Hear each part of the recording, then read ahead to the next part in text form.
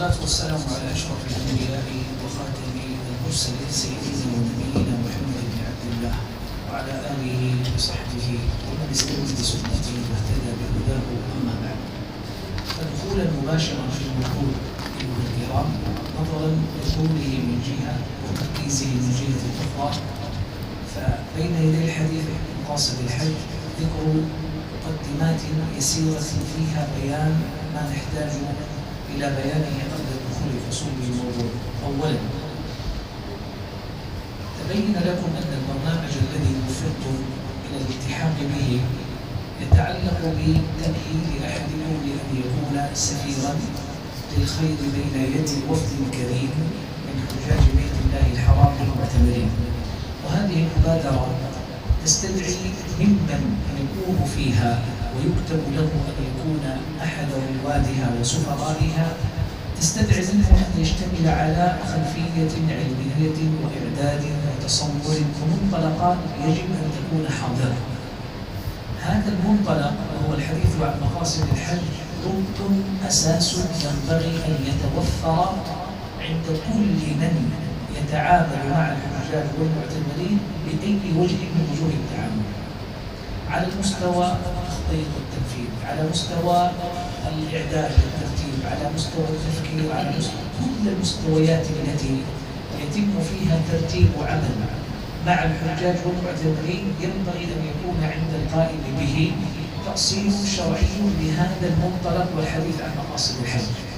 يحتاج إليه الدعاة في الحج، يحتاج إليه العلماء والمفتون للحجاج في موسم الحج والعمرة، يحتاج إليه المسؤولون عن الترتيبات الإدارية للحجاج والمعتمرين، يحتاج إليه المسؤولون في وزارة الحج والشؤون الإسلامية، يحتاج إليه كل من له علاقة، بل حتى العامل الذي يتعامل مع الحجاج والمعتمرين، سائق التاكسي وحارس العمارة والعامل الذي يحكم الحقائب والموظف في المطار، صدقا بلا مبالغة يجب أن يستوعب الكل هذا الأصل الكبير والمنطلق المهم والحديث عن مقاصد الحج.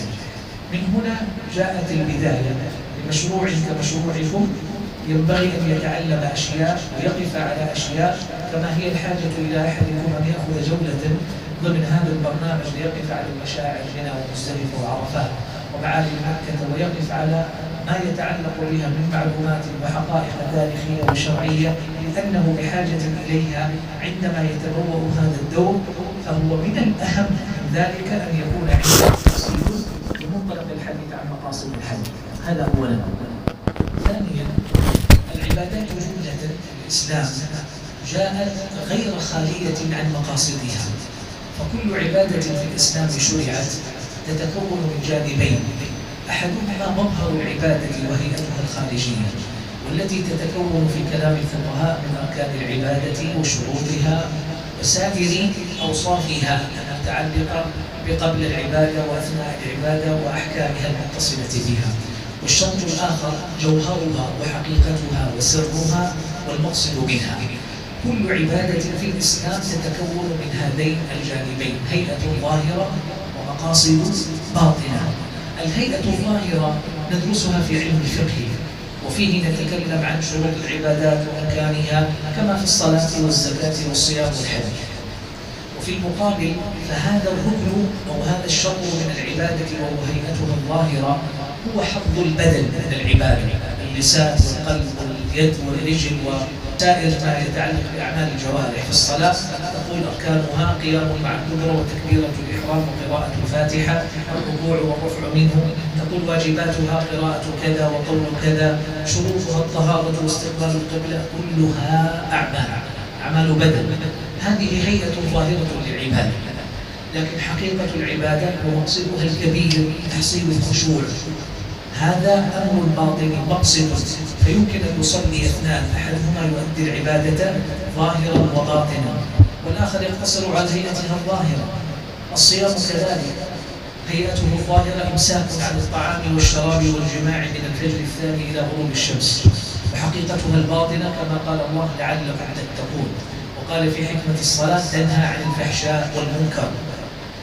وهكذا ستجد في سائر العبادات يتحقق هذان الأمران بشكل واضح، هيئة ظاهرة للعبادة ومقصد باطن يراد تحقيقه من تلك العبادة.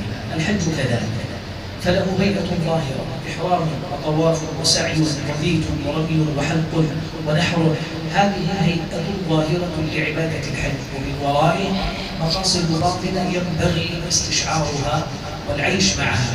فإذا كانت الهيئة الظاهرة حظ البدن من العبادة، فالهيئة الباطنة حظ ماذا؟ حظ القلب والنفس. وهكذا الإسلام يجعل العبادات في ميزان الشريعة تؤدى لا بالبدن فقط، بل بالبدن وبالقلب معا. وإذا حصل اختلال فأديت العبادة بالبدن صحت العبادة في ميزان الشريعة ظاهرة. ومعنى صحة العبادة أنها مجزئة تبرأ بها الذمة، يسقط بها التكليف ولا يطالب بقضاء. يعني مثلا إن صلى صلاة لا خشوع فيها، صلاته صحيحة أو باطلة؟ صحيحة، ولو لم يكن فيها خشوع وكان ذهنه شاردا وفكر في كل شيء إلا الصلاة، فالصلاة صحيحة. ولم يقل أحد من الفقهاء إن عليه القضاء. الصوم الله يقول لعلكم تتقون، فماذا لو صام ممسكا عن الطعام والشراب والجماع لكنه غير محقق لتقوى الله في صيامه، فكان متساهلا بإطلاق النظر الحرام، يقلب النظر في الشاشات وينظر إلى ما لا يحل وهو بين قوسين صائم، وأطلق لسانه فيما لا يحل وهو فيما يظن أنه صائم. والنبي صلى الله عليه وسلم يقول في الحديث الذي أخرجه البخاري: من لم يدع قول الزور والعمل به فليس لله حاجة في أن يدع طعامه وشرابه. طيب، فإذا أطلق لسانه في الزور أو عمل بالزور وهو كل ما يكون محرما، هل أفطر بذلك وبطل صومه؟ عند جمهور الأئمة لا، وإن قال بعض الظاهرية وبعض الفقهاء السلف إنه يفطر وعليه قضاء ذلك اليوم. لكن الصحيح الراجح الذي عليه الجمهور أنه لا يفطر وصيامه صحيح مجزي. لكن السؤال: ما حكم العبادة التي تفقد روحها وجوهرها ومقصدها وإن صح هيئتها الظاهرة؟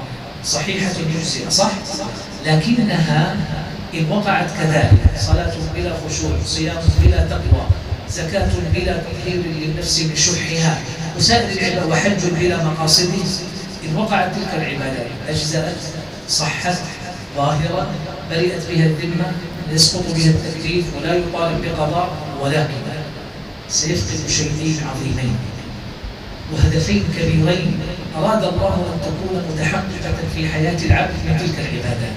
ما هما؟ أولهما لذة العبادة. سيؤدي عبادة لا لذة فيها ولا طعم لها، سيصلي صلاة حركات آلية، قيام، قعود، رفع، سجود، سلام، انتهى، خرج. وإذا تململ استطال قراءة الإمام في الصلاة وضجر من طول السجود لأنه أصلا لا يستلذ بها. وإذا حج فالحج عنده تعب ومزاحمة وركض ورغبة في أعمال كثيرة، فهو ينتقل من هنا إلى هناك، فذهنه منصرف: متى أنتهي، متى أخرج، متى أرجع، متى أفعل. عبادة لا لذة فيها، هذا لأنها فقدت روحها ولم ينظر إلى حظ قلبه من العبادة واقتصر على الهيئة الظاهرة. والأمر الثاني الذي سيخسره العبد إذا أدى العبادة بلا مراعاة لحظ قلبه وبفقد لمقاصد العبادة هو فقد أثر العبادة في حياة العبد. جعل الله لكل عبادة أثرها، هي أدوية لحياة العباد، هي جرعات من السعادة يجد بها متعة الحياة، فإذا حرمها فقد أغلق على نفسه الباب. يعني مثلا قال الله في الصلاة: إن الصلاة تنهى عن الفحشاء والمنكر. سيصلي لكنه لا يزال واقعا في الفحشاء والمنكر، فقد أثرها. في الصيام يقول: لعلكم تتقون، يصوم ولا يزال كل سنة في رمضان صائم، وربما صام بعض أيام التطوع، لكنه لا يزال صيامه ليس ذاك الذي هذب نفسه وزاد تقواه بالله. حج، والله يقول في الحج معاني كثيرة سنأتي إلى الآن ما يجد أثرها في الحج. حج، جاء مكة، سافر، قطع مسافات بعيدة، دفع أموالا كثيرة، فعل وفعل وفعل، رجع هو كما هو.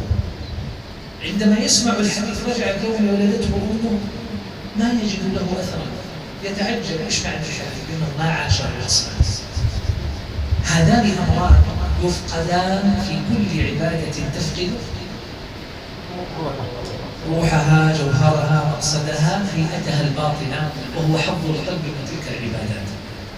الآن ستفهم معي كيف كان رسول الله صلى الله عليه وسلم يصلي صلاة طويلة حتى تتورم قدماه، وتشفق عليه أم المؤمنين رضي الله عنها فتسأله تقول أفلا أكون عبدا شكورا؟ تقول له وقد غفر الله لك ما تقدم من ذنبك وما تأخر، ما حاجتك إلى هذا الاجتهاد الشديد في العبادة؟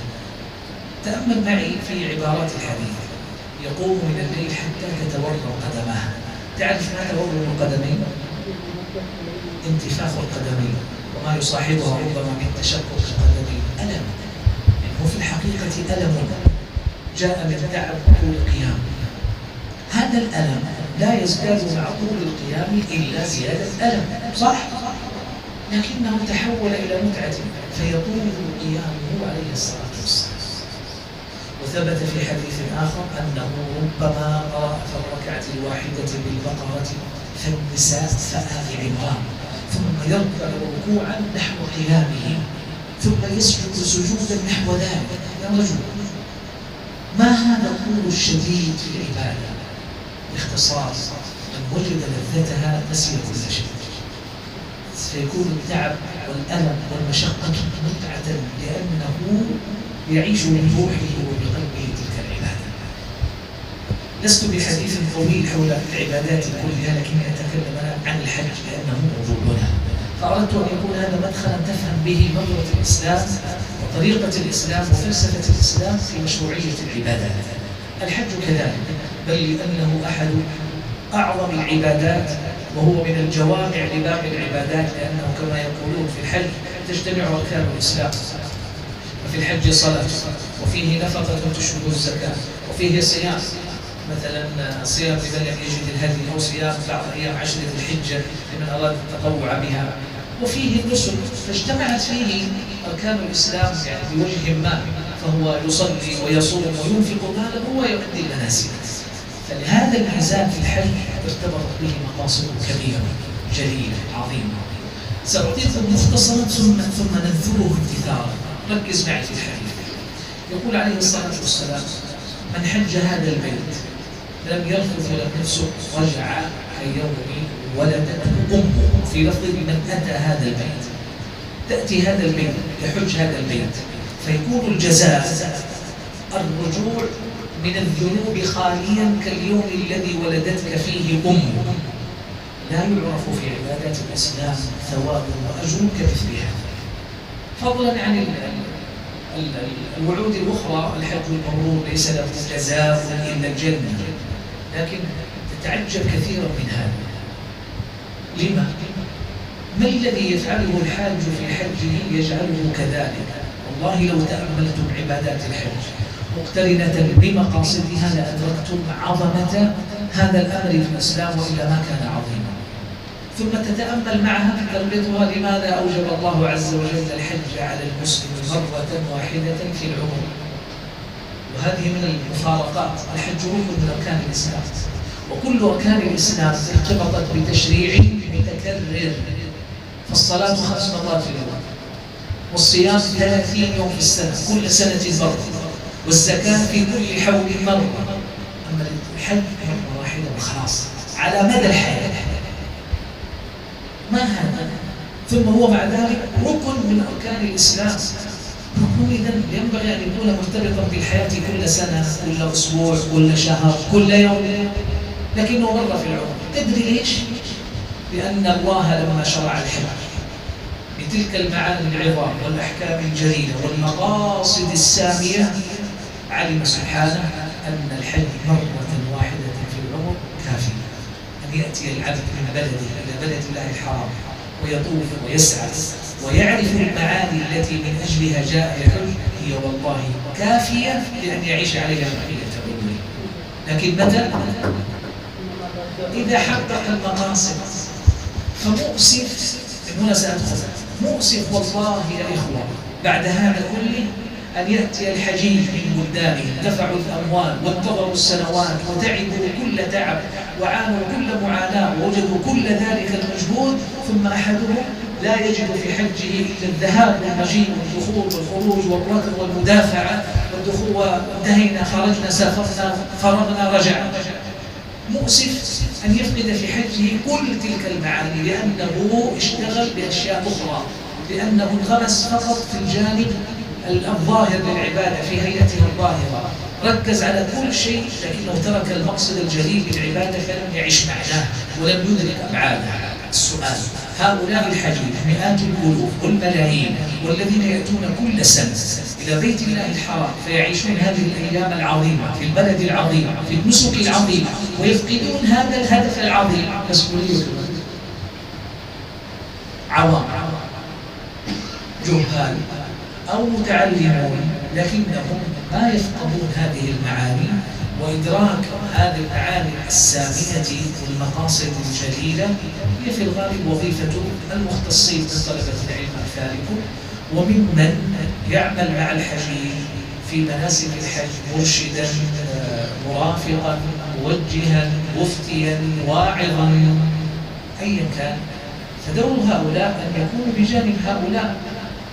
ألسنا نعلم الحجيج كيف يطوف 7 أشواط وترى المرأة العجوز والرجل الذي جاء مكة لأول مرة في حياته فيسأل إيش يعني الطواف وإيش يعني سعي، ما معنى الصفا والمروة، تقول له هذا هنا وهذا هنا، وهنا تفعل كذا، في الحج تقول له افعل كذا، وهنا تنام وهنا تشرح له حال. كما نحرص على تعليمهم كل تلك القضايا المتعلقة بالهيئة الظاهرة، فعلينا أن نكون أشد حرصا على إلهامهم تلك المعاني، على تفقيههم لها. الإسلام الذي قال له عليك أن تطوف وترمي وتبيت وتحرق وتطوف وتسعى هو الذي وجه إلى المقاصد التي ذكرها الآن وقال عليكم لي والحجيج أن تفعلوا كذا وأن تصلوا إلى كذا وأن تحققوا كذا. فعلامة اشتغلنا بالنصف وتركنا النصف الآخر. ما زلت والله أراها أمرا مؤسفا يبعث على الحزن والأسى أن تأتي الجمهور ألوف مؤلفة كل سنة، ملايين كل عام، تدخل مكة وتعيش أعظم أيام السنة في أعظم بلاد الدنيا في أعظم عبادات الشريعة، ثم يرجعون كما جاءوا. والله مؤسف ويقطع القلب ويشعرك أننا جزء من السبب، أنا وأنت. عندما لم ننهض بالواجب، عندما لم نقم بالدور الذي ينبغي علينا القيام به، كيف متى أين مع من ولماذا؟ وجودكم في هذا البرنامج هو جزء من المساهمة بأن نقدم شيئا لإخوتنا المسلمين هؤلاء، كل مع أهل بلده، مع حجاج جنسه ومنطقته وبني جلدته. لو افترضنا أن هؤلاء الذين جاءوا من بلد عشرات الألوف أو مئات الألوف أو فوق ذلك أو دون ذلك، والله لو أنك ما ظفرت إلا بآحاد منهم استطعت أن يفتح الله قلوبهم على يدك وأن تقذف فيها نور الهداية وأن تغير حياتهم برحلة الحج هذه. طبعا لست أنت الذي تغير، الله الذي يغيرها، ولكن كنت سببا وعونا في ذلك. والله أنا أعتبره فتحا عظيما. ابن أبي جمرة الإمام المحدث الذي ينقل عنه الحافظ ابن حجر رحمه الله تعالى في شرح صحيح البخاري في بعض المواضع يقول: وددت أنه لو كان من الفقهاء من ليس له شغل إلا الجلوس إلى الناس وتعليمهم مقاصدهم في العبادات. وددت أن يتفرغ لهذا طائفة من أهل العلم فقط هذا يكون شغله، ليس يعلمه كيف صفة الصلاة وما نواقض الطهارة وما صفة الصوم وما مفسدات الصوم وما أركان الحج وما شروطها. هذا هناك كثير يقومون به. ولو تأملتم معي في موسم الحج، خصوصا منكم من كان يعيش موسم الحج مع الحجاج في المساجد في المشاعر في المدينة في مكة في كذا، سيعرف تماما ماذا أقول. الكلمات، الدروس، الفتاوى، كل ما يسمعه الحاج في النصف الأول هيئة العبادة الظاهرة والتركيز عليها، الفتاوى عليها والسؤال عنها والجواب عنها والتوجيه عليها والتعليم عليها. وبأي سبب كان فقدنا تناول هذا الجانب الآخر على جلالة وزنه وعظيم قدره ومكانته في الشريعة. مسؤولية من؟ طلاب علم ودعاة إلى الله ومسؤولون عن أداء هذا الدور، كل بحسب مكانه وما يمكنه أداؤه. لأجل هذا كنت أنا وأنت اليوم في هذا البرنامج لأن نمسك بأدوات النفع لإخوتنا الحجية. أنا أعتبر حجر الزاوية في هذا البرنامج هو فقه هذا الباب. هل هذا لأننا نعدك لأن تكون مفتيا ومرشدا؟ هذا جزء من دورك، لكن صدقني مطلق التعامل مع الحجاج في رحلة الحج، حتى لو كنت مسؤولا إداريا وليس لك أي علاقة بالجانب الشرعي، لا تعليم ولا توجيه ولا إفتاء ولا، لكن والله إدراكك لهذا الأمر واستيعابك لهذه القضية سيعيد طريقة تفكيرك في التعامل مع هؤلاء، لأنك تفهم من هذا ولأي شيء هو هنا وكيف أساعده على تحقيق مراده. جاء وربما كانت هذه المرة الأولى والأخيرة في حياته التي يرى فيها بعينه الكعبة، والتي تتقلب فيها مشاعر قلبه فرحا تارة وبكاء تارة وخشية تارة، مزيج من المشاعر في قلبه عندما ترى عيناه الكعبة لأول مرة، وعندما يجد نفسه مواقف بعرفة مع الحجيج، وعندما يطوف ويسعى بين الصفا والمروة، وعندما هذه المعاني تأتي بمفاتيح القلوب بين يدي الدعاء وطلاب العلم. فهي إذا ما وظفت بشكل صحيح في سياق المقاصد الذي من أجله شرعت العبادة خسرنا جوانب كثيرة كما تمت الإشارة إليها. أطلت كثيرا في المقدمات، لكن أشعر أن من لم يستوعبها لم يفهم كثيرا من الجوانب التي يراد ذكرها. إذا فهمت هذا رعاك معك، وعلمت أن الله عز وجل فرض العبادات مقرونة ظواهرها بمقاصد تحققها، وجعل لها بإزاء الهيئة الظاهرة التي يقوم بها البدن، جعل لها هيئة باطنة هي حظ القلب وأنس الروح ومتعة الفؤاد من تلك العبادات. يأتي السؤال الكبير: فما الذي ارتبط بالحج من المعاني؟ ما المقاصد التي من أجلها شرع الحج؟ لماذا فرض الله عز وجل على أمة الإسلام الحج؟ ولماذا هو مرة واحدة في العمر؟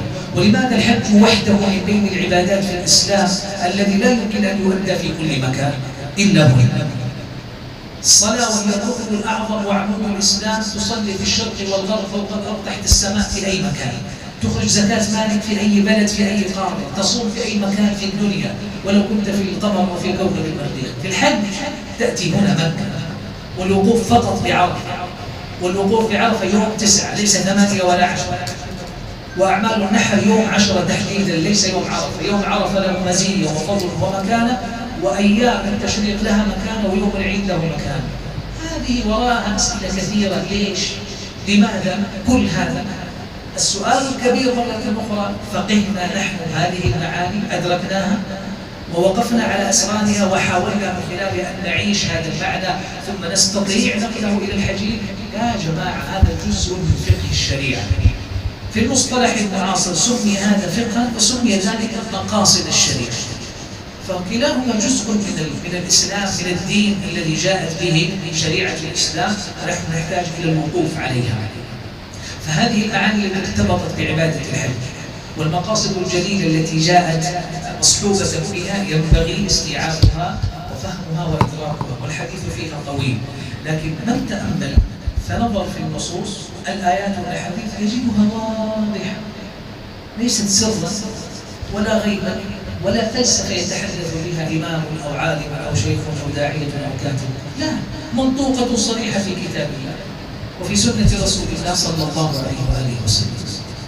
وهذا سأعرضها عليكم اتباعا من غير قصد التفصيل وبيان الاستدلال عليها وطريقة تحقيقها، لكنها مفاتيح فقط للإضاءة، ويمكن الإحالة فيما بعد إلى بعض المراجع لمن أراد الاستزادة والتوسع فيها. إذا مقاصد الحج التي من أجلها شرع الحج، والحسبان الأهداف التي يراد للحجيج أن يحققوها في رحلة الحج، فإن تحققت فذلك الناجح في رحلة الحج، ذلك النجاح إذا تحققت الأهداف. وبقدر ما تتحقق من المقاصد في حياة الحاج فهي أمارة توفيق وسداد ورجوع بأكبر آثار الحج في حياة العبد. سأبدأ بترتيبها حسب الأهمية ووضوحها وجلائها في النصوص الشرعية. أولا، أعظم مقاصد الحج وأعظم مقاصد العبادات كلها على الإطلاق توحيد الله سبحانه وإفراده وتقرير هذا المعنى العظيم. منذ اللحظة الأولى التي بني فيها البيت الحرام على يد الخليل إبراهيم عليه السلام وابنه إسماعيل عليه السلام، اسمع ماذا قال الله: وإذ بوأنا لإبراهيم مكان البيت هيئنا له ألا تشرك بي شيئا. هذا منذ اللحظة التي بنيت فيها الكعبة على التوحيد ونفي الشرك. وطهر بيتي للطائفين والقائمين والركع السجود. تطهير البيت تطهير حسي ومعنوي، التطهير الحسي من النجاسات والقاذورات، والتطهير المعنوي التوحيد الخالص وتنقيته من شوائب الشرك والخرافة والبدعة والتعلق بغير الله وبذل العبادة لغير الله وسؤال غير الله ودعاء غير الله. ما يجوز. أعظم الكبائر الشرك بالله. يأتي يحج ولا يزال يتعلق بغير الله. حكى الشيخ الجبريل رحمه الله مرة يقول: وهو واقف في صعيد عرفة والموقف موقف ذل وخضوع وبكاء ودموع، يقول: وإذا بي قرب مسجد النبوي أحد الحج رافعا يديه يستغيث سائلا باسم غير الله ببعض أولياء الصوفية، ينادي في ذلك الموقف يقول: فاقشعر سمعت يا رجل اتق الله. حتى في هذا الموقف الذي ينبغي أن تنتفي فيه كل ألوان التعلق بغير الله، أنت ما زلت هنا تسأل غير الله عز وجل. فكان يقول: أنا أدعو الشيخ السيد الجيلاني وأتوسل إليه وأرجوه وأفعل.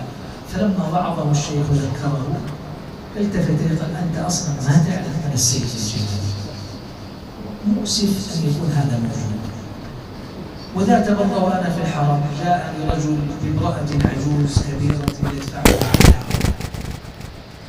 قال: يا شيخ كلمها وانصحها، نحن نطوف بالكعبة وهي عند الكعبة تتوسل فتدعو بيا حسين.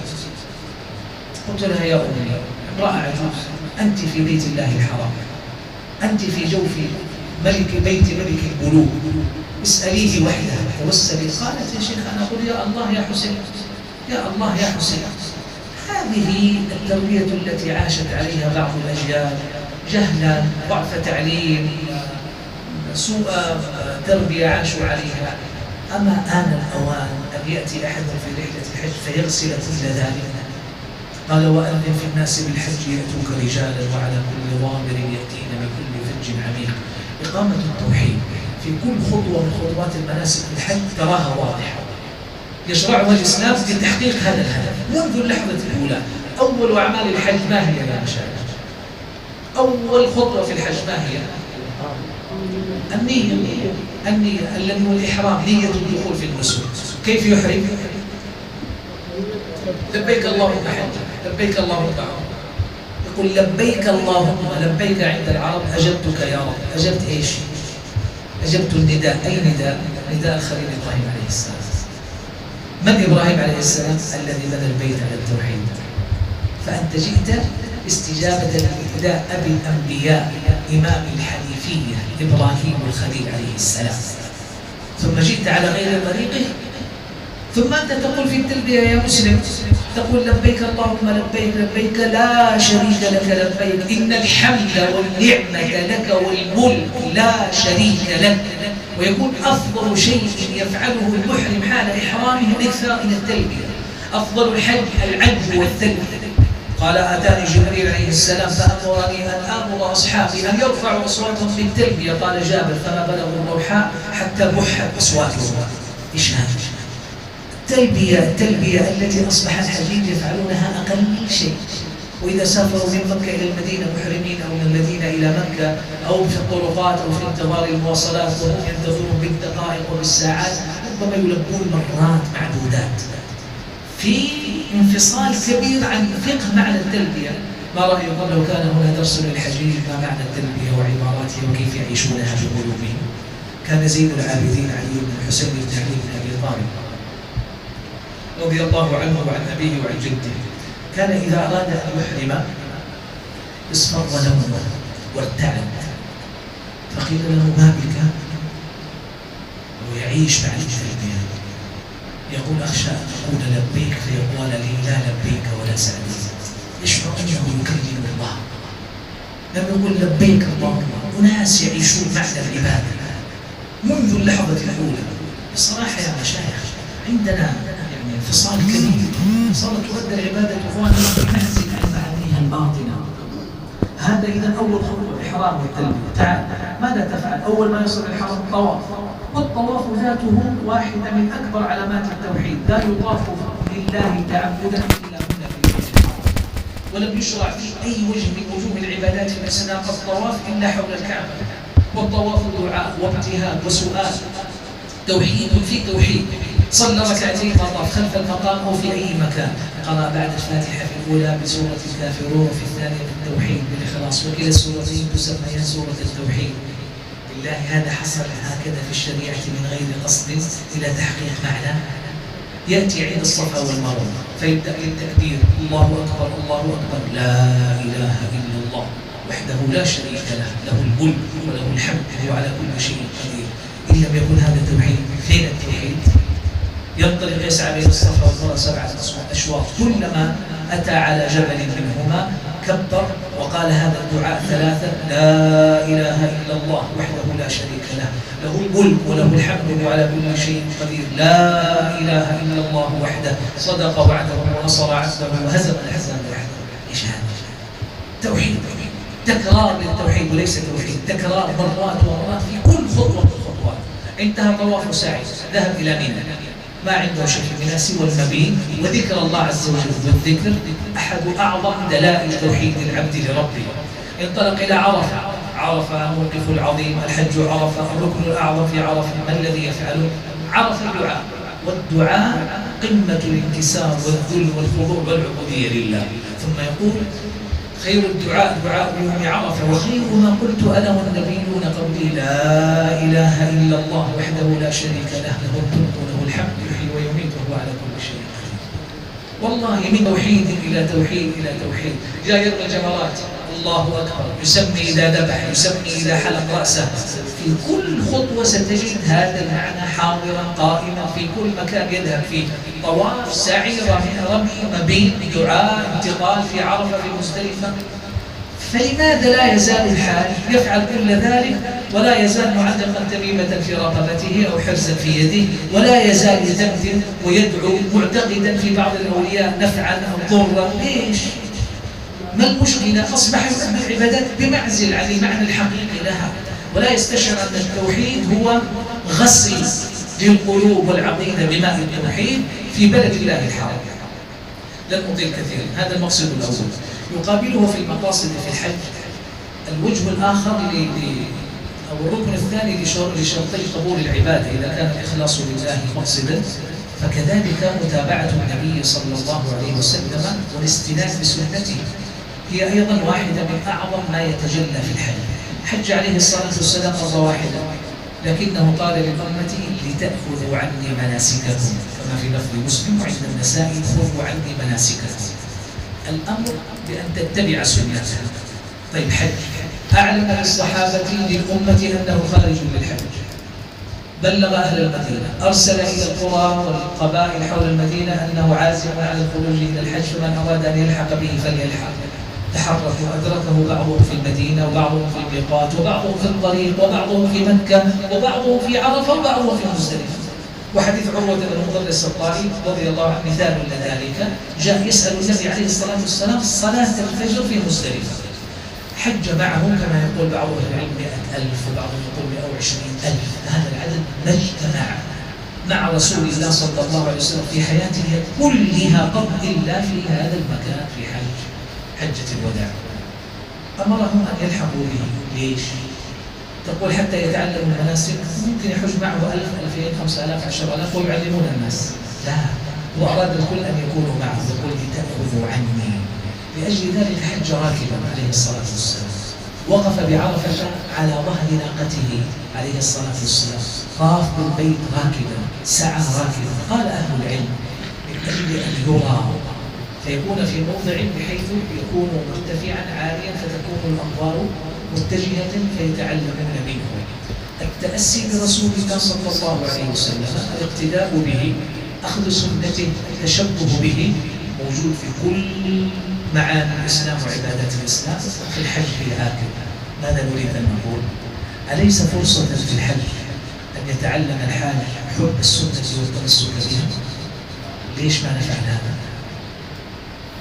ألم نجد مرحلة في الحياة أصبحنا نعيشها يزهد الناس في السنة لأنها سنة؟ هكذا إذا اعتذر عن ترك فعل شيء يعرف أن النبي عليه الصلاة والسلام فعله أو أمر به، تقول له شيء ليش ما تفعل هذا؟ يا أخي الكريم لماذا لا تصنع كذا؟ يقول سنة. يا أخي لماذا لا توتر قبل أن تنام؟ لماذا لا تصلي من الليل؟ لماذا لا تصوم الاثنين والخميس؟ أنت تنصحه وتدله على الخير فيجيبك معتذرا بأنه سنة، يعني يعتذر عن الترك لأنها سنة في الوقت الذي كان فيه السلف يتسابقون إلى فعل الشيء لأنه سنة. في اختلاف حصل عندنا في المفاهيم. الحج يعيد تعليم الناس هذه المعاني بشكل آخر وهو يعيشها، الحاج يعيشها. أما ترى أنه في الحج وإن كان في كل أيام السنة مقصرا مخرطا مؤمنا، جاء في الحج يسألك ظفري مكسور يجوز أقطعه؟ أحك رأسي فسقطت شعري، علي شيء؟ أصابني قرص بعوض أو كذا فحصل كذا ونزل بعض الشعرات يلزمني شيء، ولو قلت له تصور ذبح كفارة هو مستعد. ما هذا الانقياد؟ ما هذا الاستعداد؟ الحج مدرسة. هو جاء يقول صدقا والله وعنده استعداد تام، أن تقول له افعل كذا يفعل، أن تقول له لا تفعل لا يفعل. يعني هو طيلة السنة لا يستطيع أن يخرج من البيت صباحا إلا إذا دخل الحمام رحمه الله واغتسل وتطيب وتنظف وقص شعره وربما حلق لحيته. لكن إذا جاء في الحج عرف أن من محظورات الإحرام الإمساك عن الشعر، أمسك. سبحان الله كيف استطاع أن يهوى على ذلك؟ عنده استعداد أنه في عبادة، والعبادة تأمره أن يفعل ولا يفعل، أليس كذلك؟ هو مدرسة إذن واحدة من مقاصد الحج أن يتعلم الناس كيف يقتدي برسول الله صلى الله عليه وسلم، كيف يتأسى به، كيف يرتبط بسنته. أيضا لم نطيل في هذا كثيرا، لكن الحديث فيه عجيب والله. وقد كان الصحابة يضربون أروع المثل في الاقتداء بالسنة. يدخل عليه الصلاة والسلام الكعبة فيصلي الظهر في منى يوم النحر وصلاها بالحرم، يقف ابن مسعود رضي الله عنه عند جمرة العقبة جاعلا منى عن يمينه ومكة عن يساره ويقول هذا مقام الذي أنزلت عليه سورة البقرة، رصد دقيق لكل أفعال الحج. كم مرة الحج رسول الله عليه الصلاة والسلام في الإسلام؟ مرة واحدة. وكل فقه المناسك عند الفقهاء في دواوين الإسلام خلال 14 قرنا من الزمان استنباط أحكام ومسائل واختلاف اجتهادات بحجة واحدة. كم الروايات المروية فيها السنة؟ مئات وألوف، شيء عجيب يثبت لك أن الصحبة فمن تبعهم رضي الله عنهم يعني ماذا أقول هجموا على حجة الوداع فنقلوا كل شيء حتى لعاب ناقته عليه الصلاة والسلام الذي يسيل على كتف الراوي ذكره، يقول وإن لعاب ناقته يسيل على كتفه. رصد دقيق ووصفوا كل شيء في حجته صلى الله عليه وسلم، كيف فعل، ماذا رمى، كيف حلق، كيف طاف، كيف سعى. هذا مدرسة والله. باستطاعتنا يا كرام أن نزرع في قلوب الحجيج وأن نحيي في قلوبهم حب السنة وتعظيمها ورغبة التمسك بها. ممكن والحج المسلم هذا ثاني مقاصد الحج. ثالثها مقصد ذكر صريحا في آيات الحج وجاء التعليل به بتشريع المناسك. قال وأذن في الناس بالحج يأتوك رجالا وعلى كل ضامر، رجالا يعني يأتون ماشين على أرجلهم، وعلى كل ضامر راكبين على النوق التي أصابها الضمور والتعب والعزاء من شدة المسير، يأتين من كل فج عميق ليشهدوا منافع لهم ويذكروا اسم الله في أيام معلومة. ذكر اسم الله، الذكر، إقامة ذكر الله في الحج واحدة من أعظم مقاصد الحج. أن يذكر الحاج ربه في حجه كثيرا. شوف آية الحج في سورة البقرة وأتموا الحج والعمرة لله، وبين أحكام الإحصار وهدي التمتع، ثم قال فإذا أفضتم من عرفات فاذكروا الله. طب هو ماذا كان يفعل في عرفة؟ هو كان يدعو الله ويذكره كثيرا، بل ليس له في عرفة شغل إلا رفع اليدين والدعاء والتوسل والالتهاب والبكاء والخشوع والتضرع. يقول فإذا أفضتم من عرفات، إذا انتهيت من عرفات فاذكروا الله عند المشعر الحرام في مزدلفة. يعني يقول لك إذا فرغت من ذكر الله في عرفة فابدأ في ذكر الله في مزدلفة، واذكروه كما هداكم وإن كنتم من قبله لمن الضالين، ثم أفيضوا من حيث أفاض الناس واستغفروا الله، استغفار ذكر، إن الله غفور رحيم. فإذا قضيتم مناسككم فاذكروا الله كذكركم آباءكم أو أشد ذكرا. يقول واذكروا الله في أيام معدودات، فمن تعجل في يومين فلا إثم عليه ومن تأخر فلا إثم عليه لمن اتقى واتقوا الله واعلموا أنكم إليه تحشرون.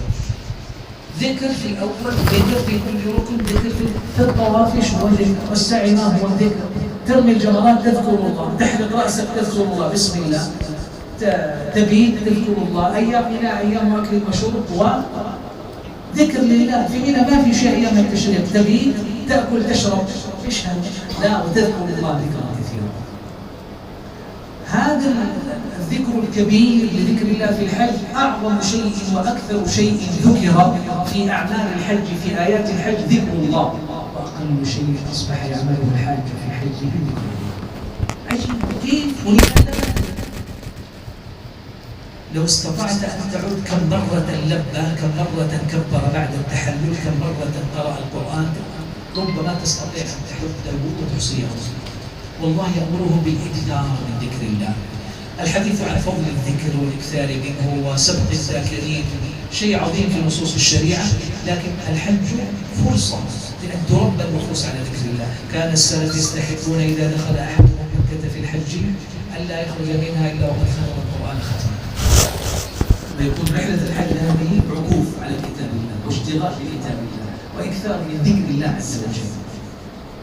كم مرة لبى حال الإحرام، لو كان يلبي كثيرا حتى يتقطع قلبه حبا وشوقا وتعظيما وإجلالا لربه لرأيت أثر ذلك. لو عاش أيام منى كثرة ذكر لله عز وجل لوجدت أثر ذلك. والله لاستطاع أن يرجع بعد حجه وقد تعلم معنى والذاكرين الله كثيرا والذاكرات، لعرف عنها وعرف كيف أن الذكر يورث حب الله في قلبه وتعظيم الله في حياته. الحج مدرسة أيضا، لماذا لا نجد هذا حاضرا؟ ركز معي، ذكرنا الآن التوحيد وذكرنا اتباع السنة وذكرنا الإكثار من ذكر الله. هذه الأمور لا يذكرها الفقهاء في أركان الحج ولا في واجبات الحج. هل لأنها شيء غير مهم؟ هل لأنها شيء غير ضروري؟ لا، بل لأنها من الأهمية والضرورة، هي أكبر من أن تكون ركنا أو واجبا. هي أكبر، هي روح الحج، هي قلبها، هي صلبه، هي التي يتحقق فيها معنى الحج. ثم قلت لك لا تنسى هم يتكلمون عن الهيئة الظاهرة وهذا هيئة باطنة، والحديث عنه في جانب المقاصد ليس في جانب فقه عبادة البدن. فمؤسف أيضا أن يتم إهمال هذا الجانب في حياة الحج. طيب أنا سفير خير في الحج، سواء كان دورك إداريا أو علميا أو تنفيذيا، والله لو عرفت أن هذا هدف ينبغي أن يعيشه الحج لكان الدور الذي تؤديه والتنظيم الذي ترتبه يحرص على أن يعيش به الحاج هذا المعنى. حتى الباص الذي يركبه، لو كنت تفكر بهدف بعيد، ما الذي سيستمع إليه الحاج في الباص والرحلة من المدينة إلى مكة في الطريق إلى عرفة؟ سنشغلهم هكذا أو نجعلهم إلى أمور التربية الجماعية هي إلى النشيد أقرب منها إلى ذكر الله، ولا يتحقق بها أي شيء سوى يعني عبارات تقال في أوقات محددة يصمت أحاديهم فيصمتون وإذا لبى يلبون معه. لماذا أصبح الظهور والذهول في هذه القضية العظيمة رغم حضورها الكثير في كتاب الله سبحانه وتعالى؟ المقصد الرابع وهو مذكور في الآية ذاتها، ليشهدوا، واللام بالتعليل، ليشهدوا منافع لهم. ما شهود المنافع؟ شهود المنافع نوعان، منافع دنيوية ومنافع أخروية. والمقصود بالمنافع الدنيوية التجارة والاكتساب والمال والعلاقات والتعارف، كل هذا موجود في الحج. سؤال، أنت جئت تحج حتى تتعرف على إخوتي لك من روسيا والصين وباكستان وماليزيا والعراق ومصر والسودان ونيجيريا والسنغال وأوروبا وأمريكا وأستراليا، حتى تتعرف على بعضهم فتتزوج منهم وتتفق على مشروع تجاري وتفتحوا شركة؟ الجواب نعم، بلا حرج، بلا حرج. ليس عليكم جناح أن تبتغوا فضلا من ربكم، هذا ذكر في آيات الحج. ليس عليكم جناح، كانوا يتحرجون. جينا نحج، يصلح نتكلم في التجارة، يا حبيبي تكلم. الله يقول ليشهدوا منافع لهم. شهود المنافع نوعان، دنيوي وأخروي. من الدنيوي قال يقول ابن عباس ويقول عليه الكثير من السلف رضي الله عنه التجارات واكتساب المال. من أعظم المنافع الدنيوية التعاون، المصاهرة، الزواج، الشراكات، المحبة، تكوين العلاقات. أخي ترى إخوانا لك في بعض البلاد ما تراهم في أي مكان في الدنيا إلا هنا في مكة، وترى من كل جنس ولون وبلد. فلما تقول في الصلاة السلام عليكم ورحمة الله في الحرم، تصلي بجوارك صف طوله مئات الأمتار ويصف فيه مئات وألوف من البشر، ومثله عليه الصلاة والسلام عليكم ورحمة الله. وإذا هم الناس وألوان وأشكال ولغات ما تعرفون ولا يعرفون، ولا لغة تجمعك ولا تجمعهم، لكن جمعكم البيت الحرام والكعبة التي تطوفون حولها والقبلة التي تصلون إليها والتكبير والتلبية، تنظر إليه ينظر إليك، تبتسم له ويبتسم لك، السلام عليكم وعليكم السلام. والله لا أحصي في موسم الحج عندما أدخل الحرم سواء للدروس أو لغيرها، أدخل وأخرج فأواجه كل الأشكال والألوان، وإذا بهم يرونني لابسا الثوب ويعرفون أنني من أهل هذا البلد، والله من بعيد بغير الطريقة ويأتي فقط ليبتسم ويقول لي السلام عليكم، ولا يتكلم بأي جملة ثانية لأنه ما يعرف الكلام، فقط يريد أن يقول نحبهم لأننا مسلمون وجئنا نراكم. فماذا لو نظرنا إلى هذا المعنى الكبير فتقوت أواصر المحبة والأخوة بين المسلمين، ونؤكد هذا المعنى في كلماتنا لهم في دروسنا معهم. أحبوا إخوانكم.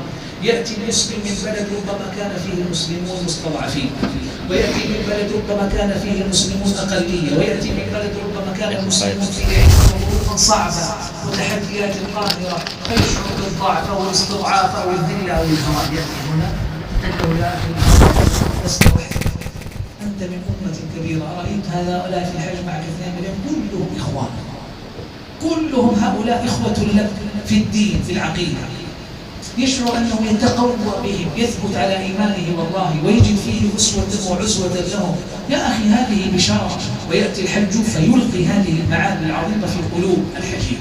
نحن علينا أن نقرب هذا المعنى، فشهود المنافع بمعناه الدنيوي جليل عظيم والله. أما المعنى الأخروي فحدث ولا حرج. ينبغي أن تمتلك آذان الحجيج وتستوعبه قلوبهم حتى تطير فرحا بمعنى الحج الذي جاءوا من أجله، ليعلم أن كل خطوة في طوافه وكل ريال ودينار ودرهم أنفقه وكل خطوة في المناسك يخطوها وكل فعل وكل شعرة تسقط من رأسه لما حلق، يعرف أن ذلك كله حسنات تزيد وأجور تضاعف وسيئات مكفرة. يا أخي لماذا إذا خرج رحلة سياحية وأنفق في جروب سياحي أنفق $3000 أو 5000 وذهب أسبوعا ورجع، جلس يتحدث مستمتعا أنه رأى كذا وركب كذا وزار كذا، وإذا جاء إلى مكة يكون عنده ضغط وتعب لأنه يذهب ويأتي ويعمل.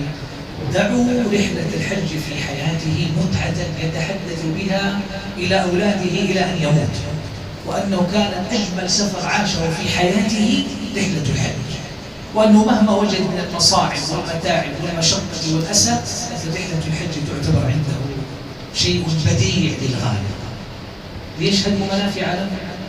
المنافع الأخروية أجور وحسنات وتكفير سيئات وغفران للذنوب وتبييض للصحائف، رجع من ذنوبه كيوم ولدته أمه. والحج المبرور ليس له جزاء من الجنة. حدثوهم بما حدث الله به، املأوا قلوبهم بما بشر به رسول الله صلى الله عليه وسلم. دعوا يشعر أنه وافد كريم على الله. فبالتالي إذا آذاهم موقف في المطار أو أزعجه سائق الحافلة أو وجد مشكلة في الإجراءات فضاق صدره وطال وقوفه، نحن بشر يا أخي، نحن نمسح كل ذلك الأسى بشيء أكبر. فهذا كالبلسم الذي يطيب الجروح ويجعلهم يعيشون فرحة الوجود في هذا المكان الحرام. إذا هذا الرابع شهود المنافع، والكل واحد الحقيقة كلام قد يطول ولا نريد الاستطراد فيه. المقصد الخامس الذي يمكن أن يذكر هنا وسأدمج بعضها في بعض: تعظيم شعائر الله وتعظيم حرماته. التعظيم لله من أجل مقاصد الحج تعظيم الله سبحانه وتعالى، وتعظيمه بتعظيم أوامره ونواهيه والمناسك التي يؤديها الحاج. فرق بين اثنين: أحدهما أدى المناسك كاملة من الإحرام إلى التحلل وطواف الوداع والمغادرة، والثاني مثله إلا أن أحدهما كان في كل ركن وواجب يؤديه في المناسك يقطر قلبه تعظيما لله. كيف؟ منذ أن فكر في الحج، منذ أن كان فكرة ونوى أن يحج بدأ يجمع المال، لا يبتغي المال إلا من الحلال الذي لا شبهة فيه. ليش؟ تعظيما لله. لا يريد أن ينفق في حجه نفقة حرام، لأن الله يعرف أنه لا يقبل الحج من مال الحرام. وإذا نوى وأنفق حجه في حجه وجاء وارتحل اتخذ الرفقة الطيبة وحرص في حجه أن يكون عامرا بذكر الله وطاعته، وإذا طاف وسعى ودعا وحلق وبات ورمى وفعل كل أفعال الحج في كل خطوة يعظم ربه سبحانه بكل ما يفعل. ذلك ومن يعظم شعائر الله فإنها من تقوى القلوب.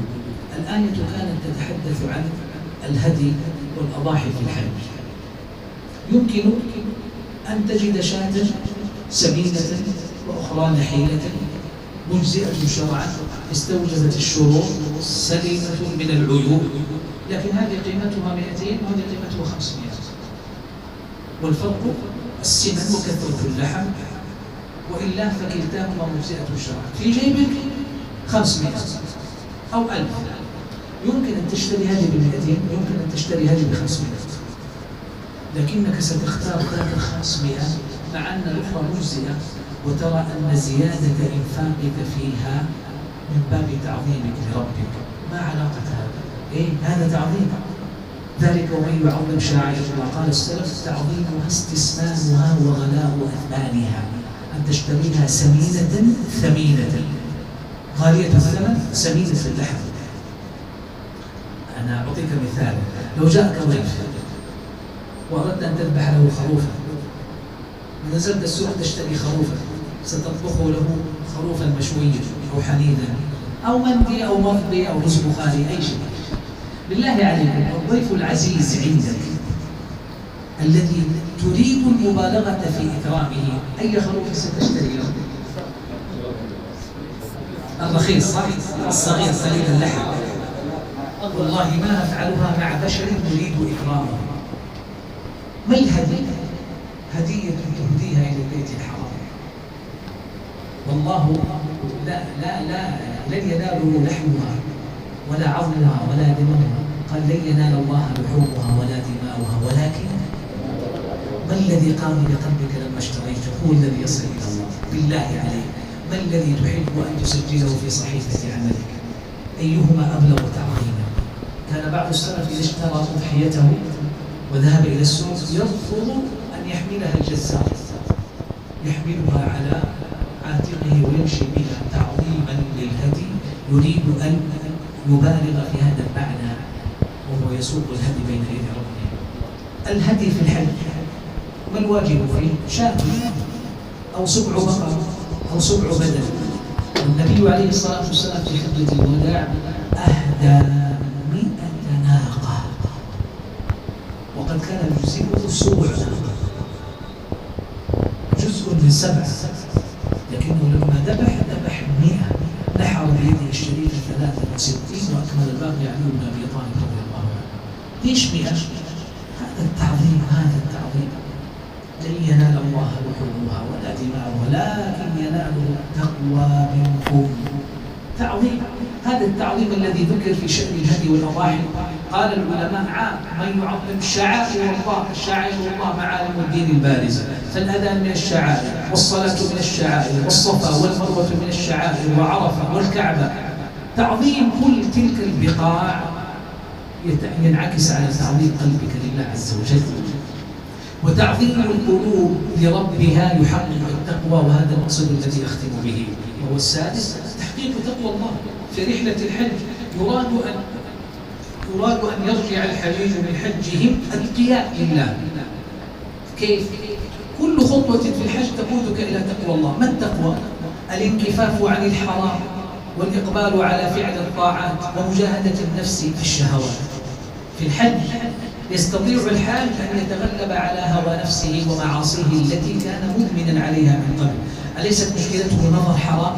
أليست مشكلته شهوة حرام؟ أليست مشكلته مال حرام؟ في الحج قد أغلق على نفسه الباب، هو إما في طواف أو في سعي أو في مبيت أو ربيع أو إذا هو ابتعد عن باب المعصية وعن طريقها وسبيلها، فكان أقرب إلى الله عز وجل بتقليل المعاصي وبازدياد الطاعات. هذا هدف، فحقق تقوى الله بهذا الطريق. وانظر كيف يستطيع أن يعيش الحاج في حجه معنى التقوى لله. وفي آيات الحج أكثر شيء ختمت به الآيات تقوى الله، ذلك ومن يعظم شعائر الله فإنها من تقوى القلوب. لن ينال الله لحومها ولا دماؤها ولكن يناله التقوى منكم. في سورة البقرة قال وتزودوا فإن خير الزاد التقوى في سفر الحج، واتقون يا أولي الألباب. ثم قال بعد ذلك في أول الآيات وأتموا الحج والعمرة لله، ذكر هدي التمتع قال فمن لم يجد فصيام 3 أيام في الحج و7 إذا رجعتم تلك 10 كاملة، ذلك لمن لم يكن أهله حاضر المسجد الحرام. واتقوا الله واعلموا أن الله شديد العقاب. اتقوا الله واعلموا أنكم إليه تحشرون. التقوى لله حاضرة في كل آيات الحج بلا استثناء، في السياق الذي يتكلم عن الأحكام وعن الحكم والمقاصد. تعال في الحج إما أن تبيت 2 يومين أو 3، فإذا أتممت مبيت 2 يومين كان مجزئا، وإذا أتممت 3 أيام كان أفضل وأتبع للسنة. اسمع ماذا قال الله: واذكروا الله في أيام معدودة فمن تعجل في 2 يومين فلا إثم عليه. إيش يعني فلا إثم عليه؟ لا حرج، هذا المعنى المتبادل. ورجح الطبري وتفسير الحسن البصري رحمه الله فلا حرج عليه، يعني لا يبقى عليه إثم لأنه قد غفر له ما تقدم من ذنبه. فلا حرج ليس يعني لا حرج يعني لا إثم، لا يبقى عليه ذنب. فمن تعجل في 2 يومين فلا إثم عليه، ما بقي عليه إثم في صحيفته. ومن تأخر فلا إثم عليه. إيش قال بعدها؟ لمن اتقى. حقق التقوى، انصرف في 2 يومين إن شئت، أو زد يوما وتأخر إلى 3 إن شئت، لكن لمن اتقى. إذا حققت التقوى فانصرف من 2 يومين يا حبيبي، توكل على الله، لكن لمن اتقى. واتقوا الله واعلموا أنكم إليه تحشرون. الحديث طويل، الوقت لا يسعه مزيد على هذا، لكن حقيقة حديث ماتع في آيات الحج والنظر في نصوصها كتابا وسنة ومقاصدها التي جعلت بين ثنايا مناسك الحج وعباداته، جديرة بأن من يدخل باب الحج والتعامل مع الحجيج ينبغي أن يفقه هذا المعنى فقها عميقا، وأن يتأمل فيه وأن يربطه بحياة الحجيج. ودعونا نحن بصراحة طلبة العلم أن نفقه ذلك أولا لأنفسنا، وأن نعيشه في مناسكنا، ثم نبثه في الناس من حولنا. وإذا أكرم الله أحدكم فكان على صلة بالحجيج تعليما، إرشادا، إفتاء، خدمة، دلالة في أي باب ينبغي أن يستصحب هذه المعاني العظام، علها أن تكون منطلقا يصل به إلى المقصود الأعظم في رحلة الحج هذه مع حجاج بيت الله الحرام. وختاما، فالباب كبير، وأنصح وأوصي بمزيد من الاطلاع والنظر والقراءة والتفكر، العيش مع آيات الحج ونصوص الحج في الكتاب والسنة، فإن من ورائها خيرا عظيما وأثرا كبيرا. أسأل الله جل قدرته بأسمائه الحسنى وصفاته العلى أن يفقهنا وإياكم في دينه، وأن يورثنا وإياكم العلم بكتابه وبسنة نبيه صلى الله عليه وآله وسلم، وأن يرزقنا وإياكم العناية بمقاصد العبادة، وأن نكون من خيرة عباده الصالحين وحزبه المفلحين وأوليائه المتقين. وصلى الله وسلم وبارك على عبده ورسوله نبينا محمد وعلى آله وصحبه أجمعين.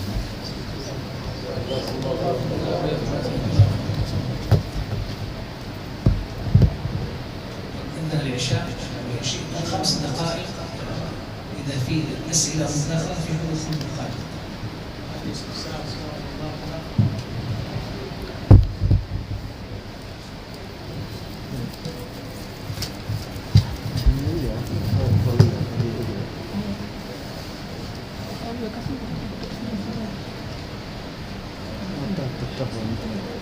السلام عليكم ورحمة الله. اسمك يا أستاذ، أي كتاب أو أي مراجع لتحقيق هذا مقاصد الشريعة خاصة مقاصد الحج للمطالعة؟ أي كتاب ممكن ترشد؟ كثير ما كتب في موضوع مقاصد الحج، لكن لعلي أعرف مسك في بحث يعد في هذا ممكن الاطلاع عليه ويكون إن شاء الله نافعا، وفيه مراجع ستحيل إلى مزيد من التفاوض. جزاكم الله خير.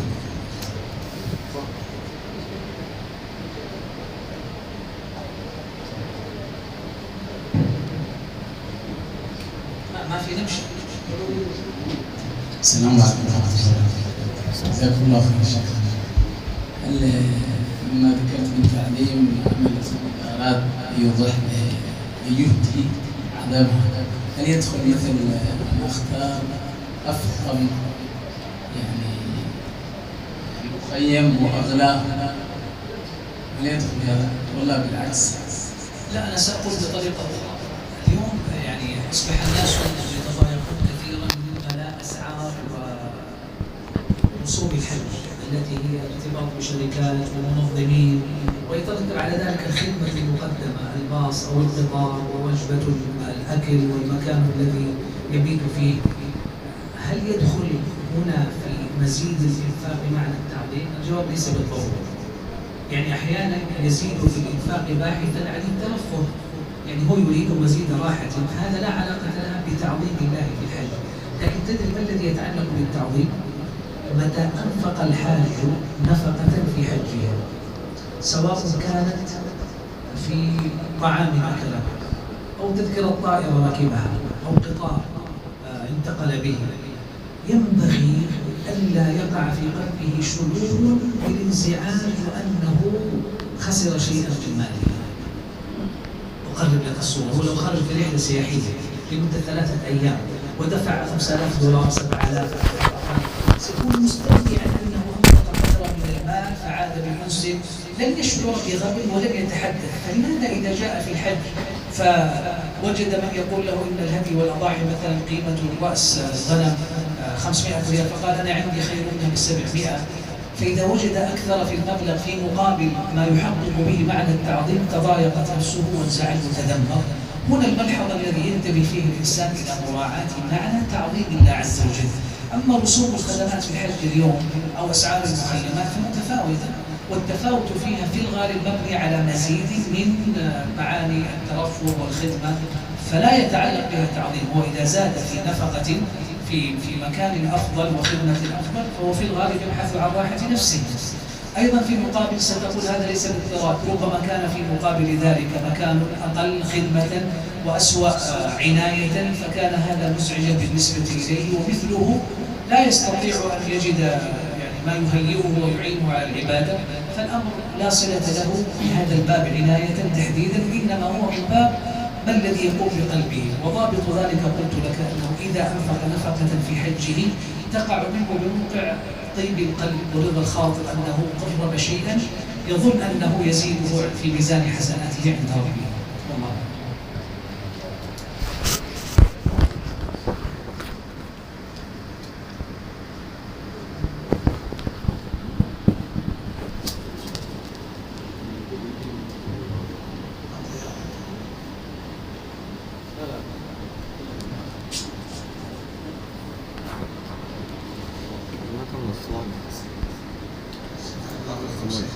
السؤال